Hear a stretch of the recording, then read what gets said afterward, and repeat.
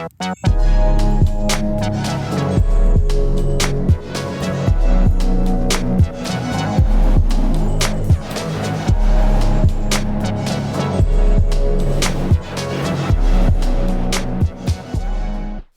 guys, welcome to the Mainspringer channel. I'm Parikh, and in today's video, we are going to talk about the Tudor Black Bay 58 925. Now, if you are new to my channel, or if you haven't done so before, please like and subscribe and hit the bell icon to be notified about new videos that come in the future. This really does help grow the channel, and I'd really appreciate your support.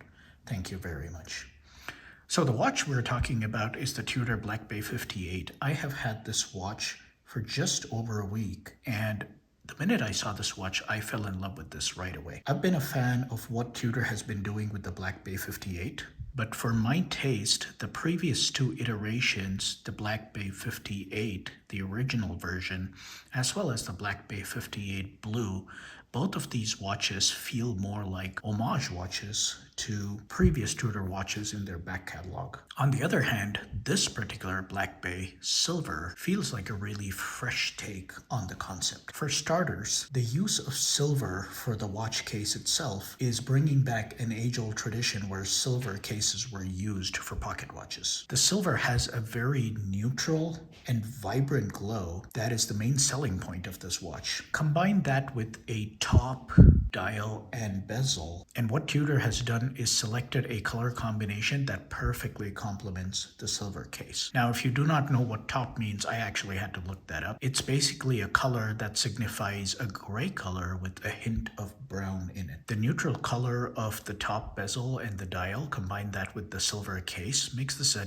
very wearable watch with any type of wardrobe. Now, silver by nature is a tarnishing type of material, particularly the 925 silver, where one of the main alloying elements is copper, silver being 92.5% of the composition. Now, in this particular case, Tudor claims that they have actually developed a very specific alloy that adds aluminum along with the silver, and a hint of that is shown on the case back, where Tudor actually shows that aluminum is used along with the silver. Now, there is also some speculation that Tudor has added palladium and indium in order to reduce the possibility of tarnish. Tudor actually claims that this particular alloy is designed in such a way that the use does not affect the appearance of the case of the Black Bay 58 925. Now, while that's what they claim, there are already a lot of reports of this watch case experiencing signs of tarnishing. There have been reports on the Time Zone forum, as well as Tommaso on his YouTube channel, where he actually shows pictures of this watch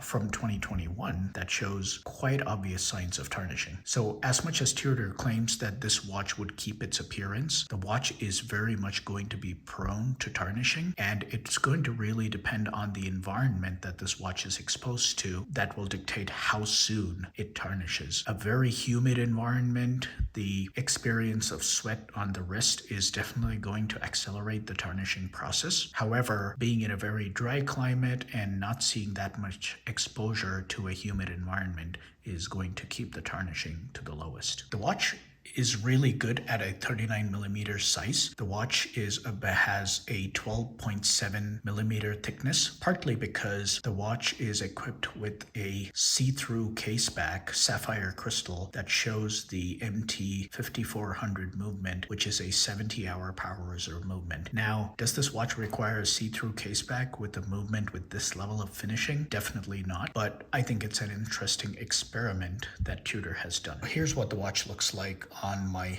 6¼ inch wrist. It wears really beautiful. I am in love with this watch. It comes on either a leather strap, as shown in this particular picture, or it comes with a gray NATO strap, which is also beautiful. This watch sits beautifully on my wrist. I do also wear a Pelagos, which is a 42 millimeter dive watch, and while the silver itself has a certain amount of heft, it definitely wears a lot slimmer and sleeker on my wrist than the Pelagos. Everything said, this Tudor Black Bay 58 is a fantastic watch. What I really love about this watch is the case and the dial combo. I do love the gorgeous glow of the silver dial. I love the crisp bezel action. It is fantastic. As you can hear, it's really, really crisp and there's no wiggle. It's very, very sharp and aligns beautifully. And last but not the least, on the side of the watch, I really do like the rose logo that's there on the crown. Now, in most of the watches, especially where there is tarnishing, I have noticed the tarnishing to begin mostly at the lug joints as well as the Tudor crown area. What I do not like about this watch is the fact that it does have a see-through case back that adds unnecessary thickness to the watch case. The second thing that I'm not very excited about is the fact that the watch does experience tarnishing, and it's going to be something that I need to figure out and see how it evolves. Is the tarnishing going to be uniform? Is it going to happen in certain areas and look very patched?